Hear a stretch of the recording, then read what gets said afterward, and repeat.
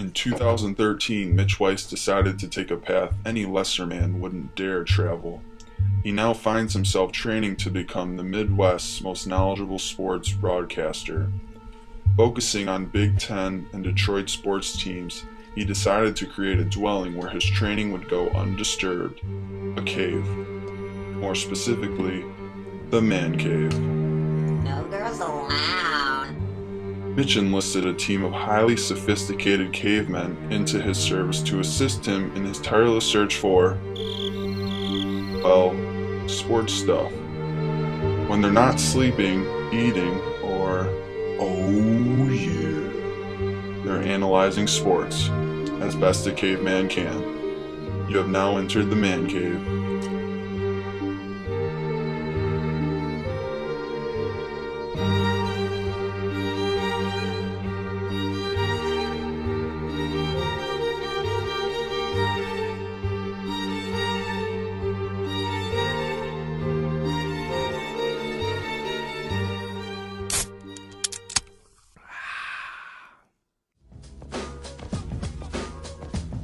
Danny Weiss is the youngest member of the Cavemen. Standing 6'4" and a fluffy 243 pounds, this Homo erectus enjoys hunting but will also gather from time to time. He has a striking resemblance to Man-Bear Pig and often laughs at his own jokes. At 5'11", 190 pounds, Milton Marcus Lafayette O'Quinn III has the daunting task of being the president and only member of the Joey Harrington fan club. When not watching sports, he enjoys candlelit baths while listening to his favorite album, Big Willie Style. Daniel D-Mac McDonald comes in at 6'1", 200 pounds and hails from the inner city of Bloomfield Hills. He enjoys enjoyable things, sleeps when he's tired, and hopes that one day Ryan Gosling will get a tattoo of Sparty on his chest.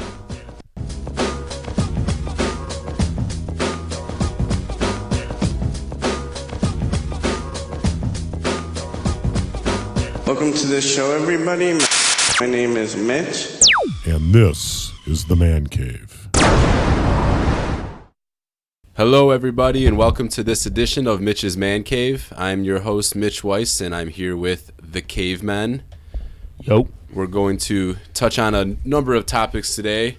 The Lions, we'll talk about the NBA Finals, we'll do a little Stanley Cup preview, and we'll talk about the Tigers' latest homestand. But before we get into any of that, we've got some breaking news in. Tim Tebow is back into the NFL. Whoa. Oh, do tell. He has signed a contract with the New England Patriots and is expected to be at camp tomorrow. So everybody, welcome Tim Tebow back into your news and into the NFL. And I'm really excited that he's staying in the AFC East. The Jets New England game is going to have a new facet involved with it, and I'm very excited to see Jets fans just lay into Tebow. But I'm predicting Tebow for passing for 400 yards, rushing for 80 with one field goal. This is in the NFL or on Madden? Yeah. If he was going to get back into the league, I don't think he could have landed in a better spot than with New England. Right. He doesn't have to worry about being in a quarterback controversy because Tom Brady has that spot locked down. And also the innovative genius that Bill Belichick is, I'm sure that he will try and come up with a way to get Tebow involved. But moving on to some other breaking news that hit a little bit closer to home, the Pistons have hired their new head coach in Maurice Cheeks. We touched on this in last week's episode, but I personally am not a fan of the hire. He's been a coach for 6 seasons with Portland and Philly, and he's had 3 first-round exits in the playoffs, and those are his only 3 appearances. I think that they could have gone in a different direction and maybe given a new guy a try. One thing I think that went into the hiring process of Cheeks is maybe his ability to work with Brandon Knight and his point guard skills, because he did do a good job with Russell Westbrook at his last stop as an assistant coach with Oklahoma. But I think at this point you need to go with a fresh face, give somebody a new guy a try. Cheeks has already failed 2 jobs, Danny mentioned last week he wants to see someone young, and we kind of said we just want to see a leader. I think Mo Cheeks can bring both of those aspects to coaching the Pistons. I mean, he's played on 6 different NBA teams. He won a title with the 76ers that 82-83 season. So he has experience as a player. He's got a good personality. He's got a good presence about him. Yeah. Well, maybe being in Oklahoma City the past couple of years and being immersed in that winning culture, he's evolved as a coach. I don't know. We got a little Twitter action from Zach Wett, and his feeling on the whole situation here is that he hopes that Mo Cheeks gets the players to respect him. That's what it seems like it comes down to these days for a good coach. So Yeah, I agree with that, and I think he has that going for him as a former player, former All-Star player. Seems that he would be able to relate to the players in the league now. But for whatever reason, I mean, he hasn't really had much success. So, but we'll see what he does in his third shot. Hopefully, he can bring the Pistons back into the playoffs.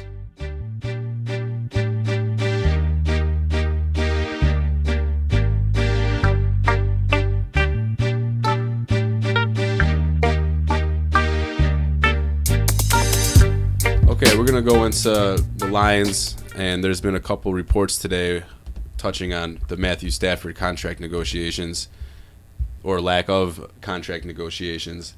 Tom Lewand, who works in the front office for the Lions, has stated that they've had some discussion, and at some point they'll either get a deal done or they'll just focus on football so it doesn't become a distraction when training camp rolls around.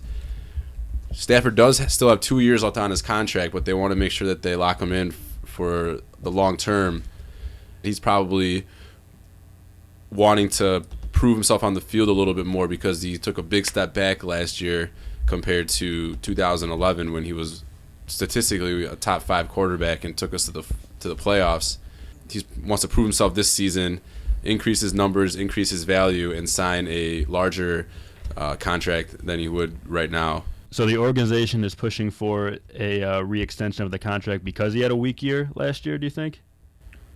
No, I just think that as a young quarterback, and the Lions have not had a franchise quarterback in my lifetime, I think they envision him as that guy, and they just want to make sure they lock him in. I don't really think that money is the problem. They just want to extend because his cap hits for the next 2 years are $20.8 million this year and $19.3 million next year. So by extending his contract or coming up with a whole new contract in general, they won't have as much of a cap hit, and they can use that money for other players. I think that's a good approach. They're going to free up some cap space. They can go after some other big-time players. Definitely need to still build that defense up. Now, I think do we all agree with the Lions' approach in terms of trying to free up cap space, signing him to a longer deal? I mean, I think it's a good move. He's only got a couple years left, and like Mitch said, we do need a franchise quarterback to take the Lions to the next level, especially being in the NFC North, one of the most competitive divisions. Yeah, I think the only move is to extend him. You can't replace a potential franchise quarterback just like that. There have been reports that Brian Kelly may be a name of interest for the Lions head coaching position next offseason if the team doesn't perform like ownership thinks that they should, and the fans. So Schwartz, as head coach, I liked him when we first hired him. Obviously, bringing us to the playoffs, that was a big boost because that's something that we haven't seen. But I think he lets his emotions get the best of him now. He hasn't really matured into that leadership role, and the players kind of take on his personality. And at some point, he needs to go from a young coach learning the ropes to being that solid leadership figure and a coach that players can learn from and take on his personality. Because as a team, we don't play very smart, and that starts with Schwartz. Well, remember Titus Young's whole thing that, obviously went on a hand down the road. He started lining up wrong in formations. He just started throwing hissy fits, and we've seen Schwartz throw hissy fits on the sideline as well. So. Right. Well, to their credit, they did get rid of Titus Young, right, when he started becoming a nuisance like that. Right. But he should have never been on the team in the first place, and to spend a second-round pick, 44th overall on him, that's just a huge waste. I mean, to second-round picks are almost as valuable as first-round picks nowadays. There are tons of guys that make impacts in the second round. Right. Mayhew, it's hard to tell how good of a job he's done because we did go to the playoffs in 2011, and then last year was such a big step back. And Mayhew had that 2011 draft with Titus Young and Michael LaShore, Doug Hogue, Johnny Colbreth, and Nick Fairley is the first-round pick. Only 2 of those players are still on the roster, and 4 of them have run into problems with the law. So that's a big stain on his resume as general manager, and something that he needs to bounce back from and show that he can actually evaluate talent and pick the right players, seeing where they come from, the kind of lifestyles that they live when they're not playing football, and then made a better evaluation of their personality before drafting them on the team. Okay, now that we're talking about the drafts, I want to touch on this past April's draft that the Lions had. They have a huge boomer bust prospect in Ziggy Ansah with number 5 overall. I know that's kind of cliche to say, the boomer bust, but in his instance, it's really true.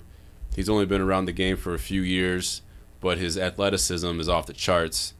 So he could either be the next Jason Pierre-Paul or the next freak athlete that doesn't pan out in the league because he doesn't have the technique or the game experience to succeed. In the second round, they took Darius Slay, who's a cornerback out of Mississippi State, and I actually really like this pick. He's a bigger cornerback at 6 feet, 200 pounds, played in the SEC, was an all-SEC performer. He was the fastest cornerback in the draft, and he should step in and make an immediate impact right away. Our cornerback depth is young and not proven, so he'll have an opportunity from day one to be the corner on the opposite of Chris Houston. D-Mac? Yeah, I love seeing an SEC cornerback in general. That's going to be great. He's a pro-caliber cornerback. He's ready to roll. You got a guy out of the SEC. I mean, that's obviously the best conference in college sports today.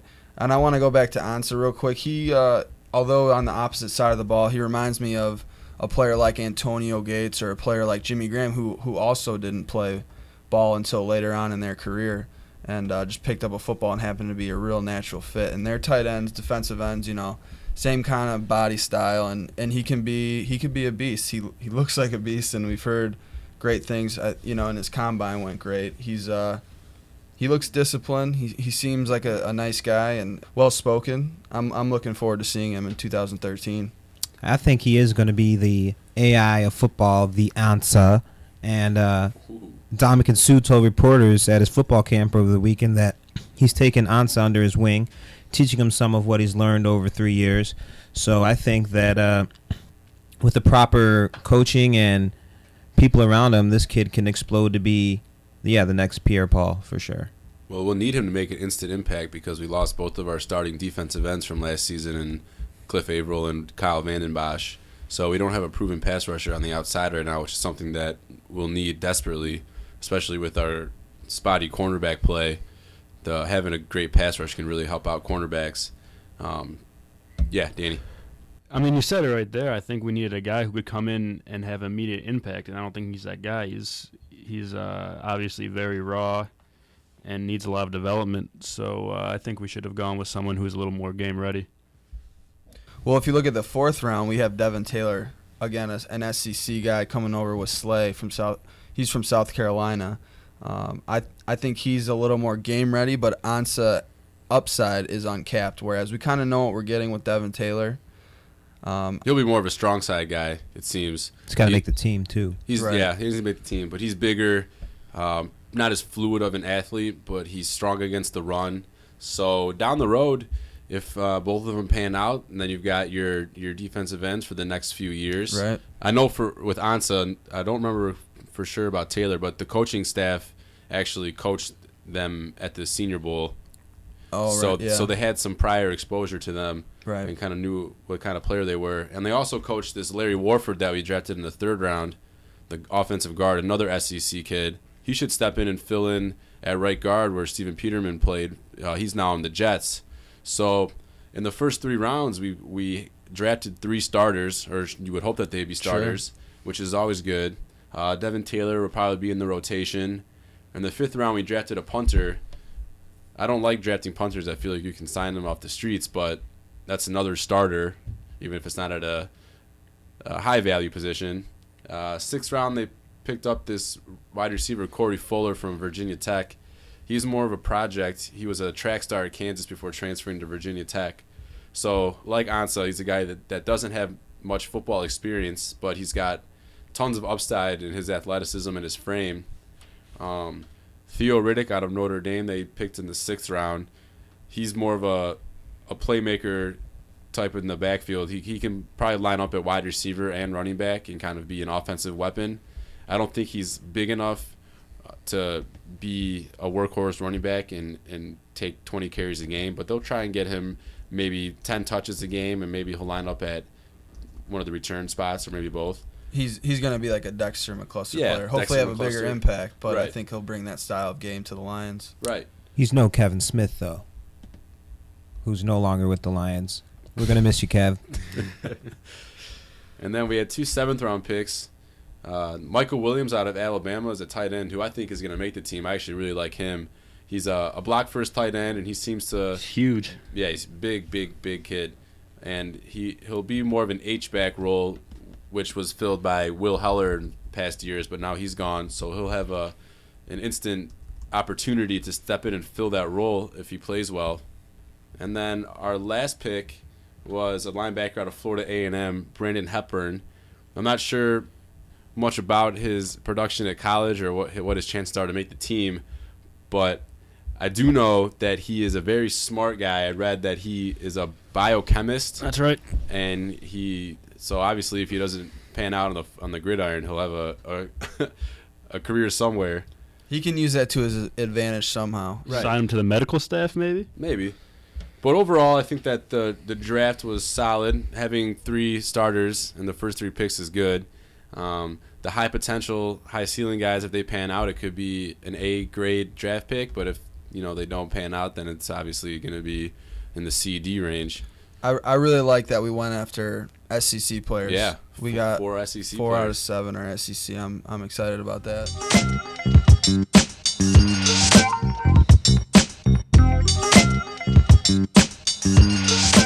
So we're going to go from our NFL draft analysis to our poll question for the week. Milton? This week's poll question is, are you happy with the hire of Maurice Cheeks as Pistons head coach?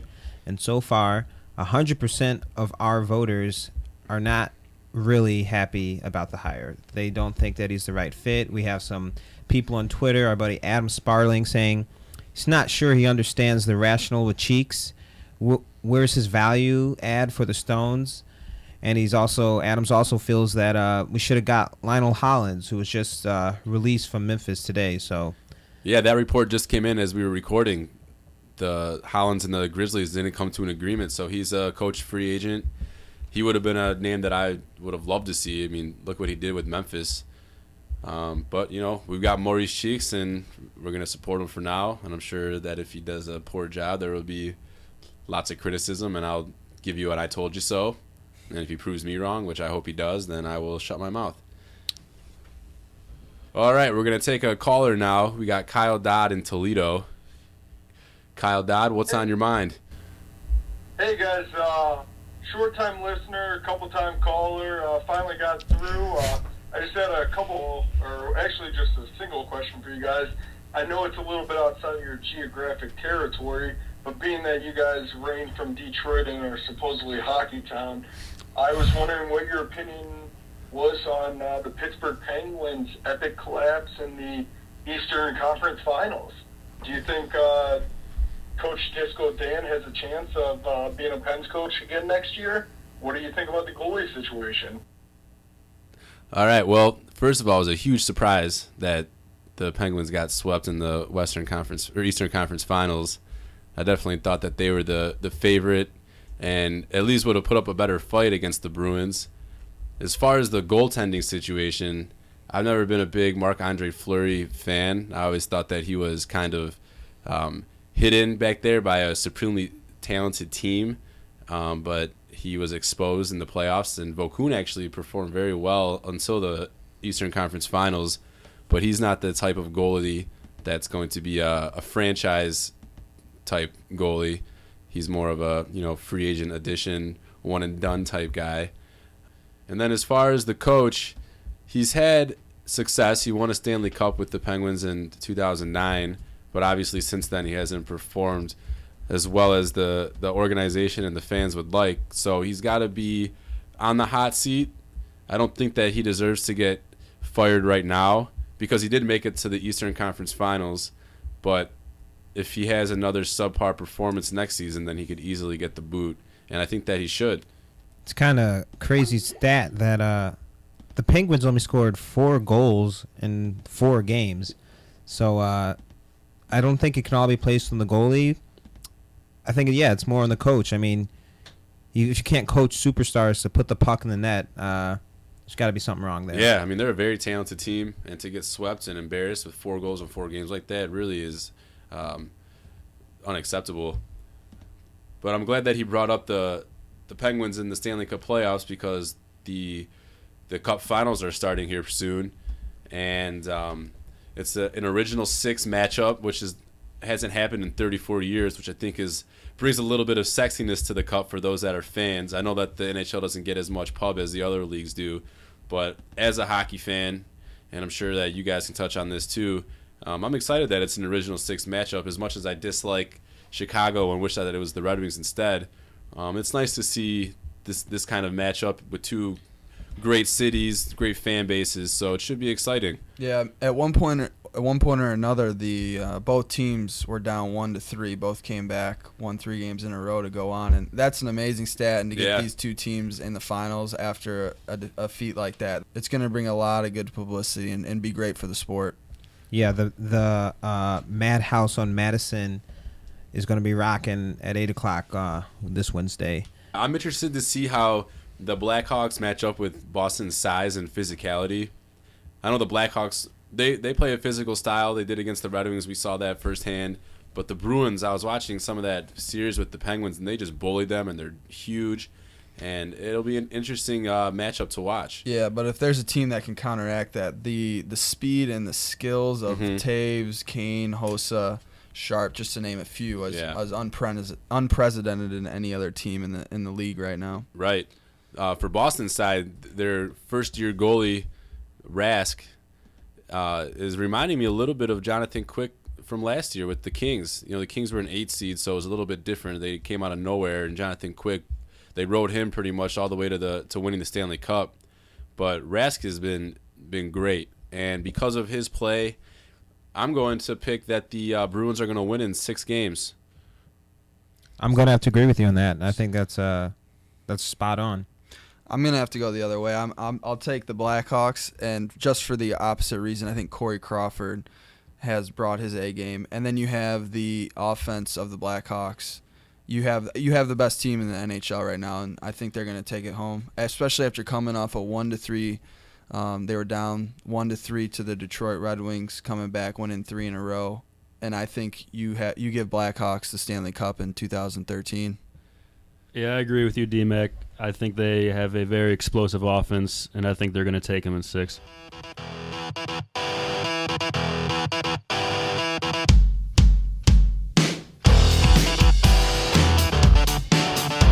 Okay, well, while we're talking about the finals in the NHL, we'll jump over to the other finals going on. We've got the NBA Finals tied 1-1. The Spurs won the first game in somewhat comeback fashion, and everybody was jumping on that bandwagon.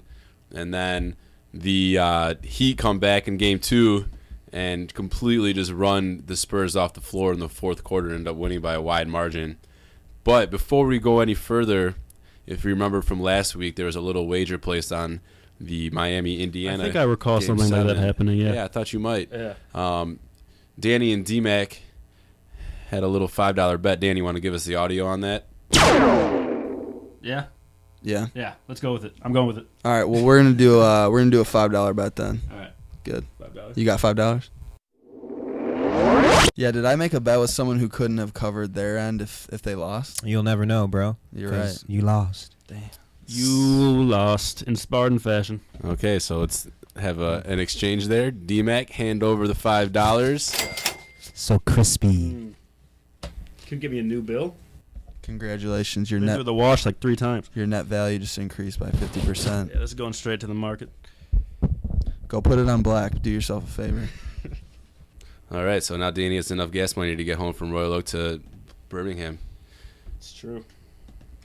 Okay, back to the finals. Do you think, now that it shifts back to San Antonio, if they had a lot of momentum after Game 1, but it kind of got squandered with that poor fourth quarter in Game 2, there's going to be, they have 3 games at home before going back to Miami if need be. I, for one, think that San Antonio can win all 3 and on their home court and be crowned NBA champions. I don't think it's going to happen. I wouldn't project that, but it wouldn't surprise me if it does, just based on the fact that they're a veteran team and they shouldn't be too rattled from their poor performance in Game 2, and they've been there before. Popovich is one of the best coaches in all of sports. You got Tim Duncan, who's, in my opinion, the most underrated NBA player of all time, and Tony Parker's playing like the MVP of the playoffs right now. You know what I like to see, though? I saw McGrady on the court almost the entire fourth quarter. You saw Ginobili and Duncan on the bench for almost the whole fourth quarter, and McGrady got a little chance to shine. And the 103-84 victory that Miami had, it does not even come close to how bad that game actually was. The bench came in and actually made a little run.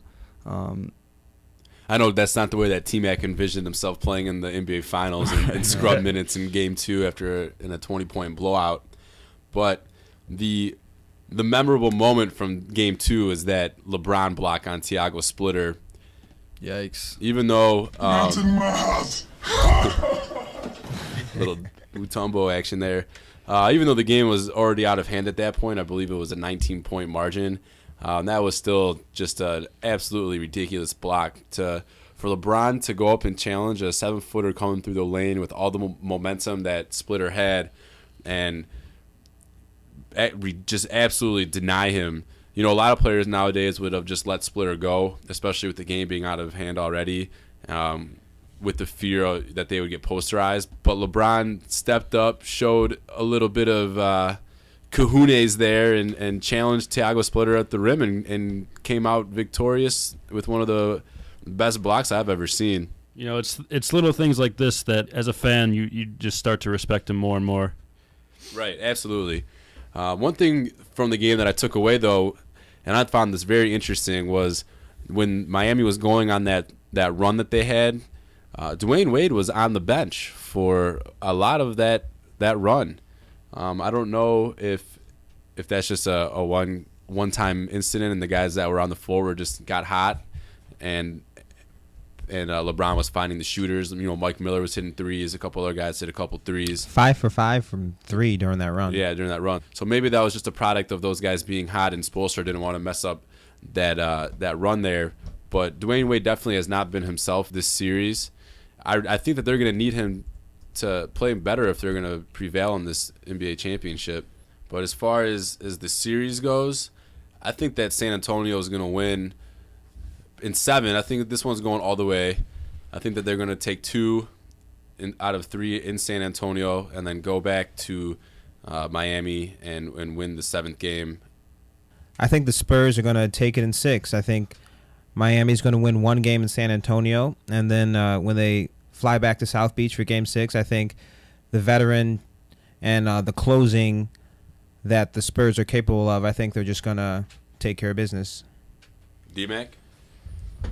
I think you got to go with Miami. I mean, even LeBron didn't even show up yesterday. You had Chalmers and Ray Allen pick up the slack. You had a couple guys who I didn't really even know their name, and they were doing it. And then you got Birdman. Let's never underestimate Birdman. He is one scary beast. So I'm taking him all day. Birdman. Yeah, he's a character, but you know he can ball and he can definitely pick up that team when they need to be picked up.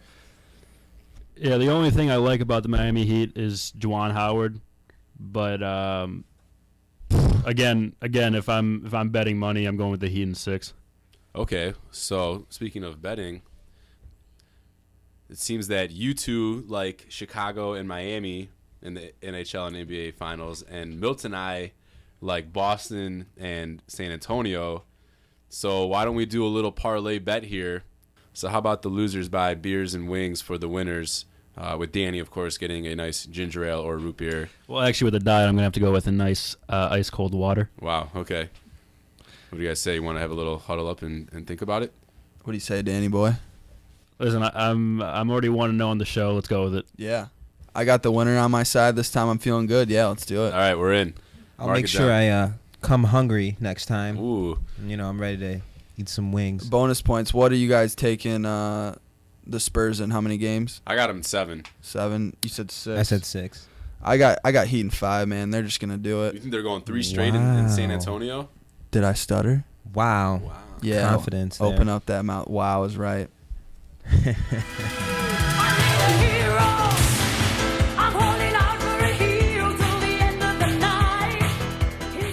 All right, Danny, do you want to hit us with your sports hero of the week? It was a tough one this week. We had a few candidates, but ultimately I had to go with my boy Chad Ochocinco causing ruckus in the courtroom. When the judge asked him if he was satisfied with his attorney, he went ahead and gave him a nice pat on the behind, as any football player would. And the judge wasn't pleased with this and threw him in jail for 30 days. So this brings up the age-old discussion: when is it appropriate for the behind slap of encouragement? So I'm going to throw some situations at you. Okay. And you tell me if the butt slap is appropriate. You just proposed to your wife and she says yes. Appropriate. Yeah, why not? Well, can I let out a woo? Can I do those? Yeah, sound effects are cool. Oh, yeah. Sound effects are cool. Is it a slap squeeze or just a slap? Because it is your future wife. Just a nice little encouragement. Open palm. Yeah, Okay. open palm. Got it. Yeah. Appropriate. Okay, appropriate. You're saying appropriate. How about you just got promoted in your workplace? Can you do that to your boss after? Absolutely not. See, I think that's appropriate. Yeah, well, I think in my mind I have envisioned a guy, you give him a high five and then you do the come around where you do the smack after the high five. But if you're if you're face to face and you're shaking his hand and then you do a reach around slap, then that's a no-go. Yeah, that's definitely inappropriate. So if it makes sense in the context of the interaction. Right, like if he But if you force it, then it's no. Right. if he's like sideways to you or walking away from you after he did it, you can slap him. But if you're face to face, the reach around slap is never legit. See, for that one, I think it's more of a nice little tap on the butt, not much of a big smack. It's just a nice little. All right, way to get him, kid. Like more of the top of the cheek than the bottom of the Right. cheek. Yeah. Right. Absolutely. All right, what about this one? You're on your morning run. It's garbage day, and as you're getting back to your driveway, the garbage man is emptying out your trash can into the truck.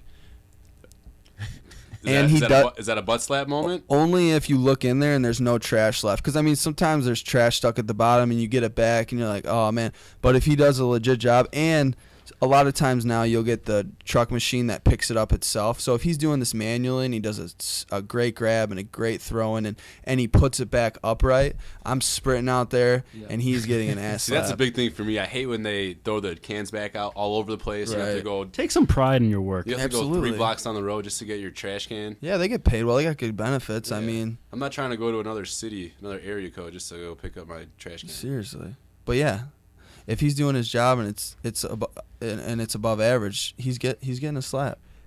So you get pulled over, and a cop gives you a warning instead of a ticket. Can you give him a thank you tap as he walks away?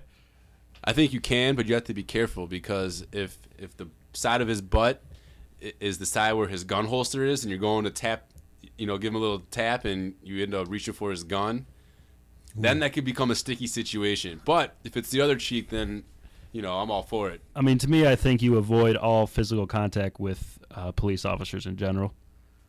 I think a female cop, no. Right. I think a male cop, you might want to ask for permission.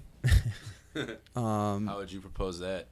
Sir, I really appreciate what you just did for me. I understand that you have a quota to meet, and by giving me a warning, now you have to go write someone else a ticket, but there's something about me that you liked, and I like you as well, and I really want to give you a butt slap as a thank you. I think if I was that cop, I would accept that. I hope you would. Yeah. I might even give you a slight, lean over, give you a nice shot of my butt. Nice clear landing zone.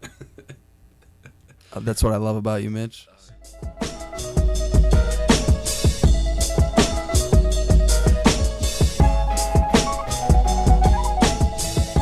Okay, so now that you have our feelings on when it is appropriate to give a friendly butt tap, please give us your thoughts on Twitter. You can tweet us at Mitch Man Cave, and we'd love to hear when you think it is appropriate to give a nice little butt slap. But moving on, the Tigers bounced back from a rough road trip with the strong homestand, winning 5 out of 6, including a 3-game sweep of the second-place Cleveland Indians, and the Tigers now have a 5.5-game lead in the American League Central standings. Go get 'em, Tiger. Wow. Rookie pitcher Jose Alvarez, it was his first ever start, and he went 6 innings, gave up only 3 hits and 1 earned run with 7 strikeouts and 1 walk. With a performance like that, I think he immediately jumps to the top of the organization ranks for starting pitchers, and he could be a name to look out for at the trading deadline if the Tigers feel like they need to make a move. Another thing to note was the struggles of Jose Valverde, my boy, on Friday. He came in a non-save situation and gave up 2 home runs. We still managed to squeak out a victory 7-5, but that was a shaky moment. Following that performance, he did earn the save on Saturday, but on Sunday, Jim decided to go with Joaquin Benoit at closer, and he came in and shut the door on the Indians in the final game of the series. We now go on a road trip. We have 2 3-game series against Kansas City and Minnesota. 2 teams that are definitely inferior to us, and we should be able to handle business and increase our lead in the division standings. We've got Fister, Scherzer, and Verlander pitching against Kansas City, and I'm liking the way that this season's starting to go. We're playing well. Yeah, D-Mac. Yeah, I think it's important we got to get these wins, not because only they're in our own division, but if you look at all the other big-time teams out there, Boston, St. Louis, Cincinnati, even Atlanta, they have winning road records. If we make a clean sweep, we get 6 wins, we're 19-16. That's still not an elite road record, but it'll get us on our way, and I think we need to be there if we're going to be discussion for the pennant this year. Yeah, you're right, D-Mac. Our road woes need to turn around, and I think that this is a good opportunity to get some confidence back playing on the road. So a new segment that we're going to add to the show is the Danny Weight Watch. For those of you who don't know, Danny has begun the paleo diet, and his starting weight was... we'll say... No, there's no we'll say. What was it? Come on, we're all friends down here in the man cave. No, I'm trying to... Because when I got home from school, we'll say 247. 247. So we're going to be tracking his weight from week to week and see how he's doing in his weight loss goals. Do you have a weight that you're trying to get down to, a specific one? We started at 247. After a week, I'm down to 243. Nice. What are you shooting for? I want to get to 215. 215? Yep. A hard 215. A hard 215. Country strong. Well, Danny, 215. I want to say that's doable. As a Michigan State Spartan, my sophomore year, I was up to 263 was my height. I was just loving life. The ladies were loving the Danimal, and Danimal was loving the food, but got down to 180 last year. Now I'm just cruising around a solid 200, so it's doable, and I'm rooting for you. I noticed that it's really hard to attract the opposite sex when you're the shape of a pear. And when you have bigger boobs than they do. Exactly. But if anyone can do it, it's Danny Weiss. Yes. I really have to show off the personality. See, what's going to be tough is when you turn 21 in August, that will really be a test for you. Yikes. Yeah. Beer. Because right now we know that you're only drinking ginger ale and root beer. Right. But it's really important to walk to the bars. Don't be one of those lazy people that just gets a cab. Walk to the bar. It's not just the diet. We're going to the gym 3-4 times a week. We have a weekly soccer game. Starting to hoop again, so you're getting it in. Sounds like you're getting it in. Well, good luck to you. Well, maybe the man cave can provide me with some incentive. Well, yeah. I mean, now that you have the whole world listening to your weight loss goals, you have a lot of pressure on you. I think people are going to need to go on Twitter, Mitch Man Cave, or the Facebook page, Mitch's Man Cave, and go ahead and give Danny some tips. Give him some encouragement. The big guy needs some love. He does. I need some love. He's a caveman. He's very simple. He's not too smart. He's a Michigan fan. But we need the love of our viewers to come in and really just lift him up and give him support. It's going to be pretty hard to lift me up at this point in the diet. Hey, so speaking of 21st birthdays, you know who turned 21 today? Oh, yes. Kate Upton. Yes. She has very nice issues. Sports Illustrated. Yes. 2 Sports Illustrated. Yeah, I don't get that. I don't know. Kate's not my type. I think she's a little too curvy. I shouldn't know. I like the big brothers love the curves. Too voluptuous for you, D-Mac? A little bit, yeah. You get lost in there? I'm not lost in there because I'm not seeing what Verlander's seeing. Oh, he got lost in the sauce. Yeah, for sure. She was like, after her second cover, she's like, peace. Welcome, ladies and gentlemen, to the 8th wonder of the world, the flow of the century.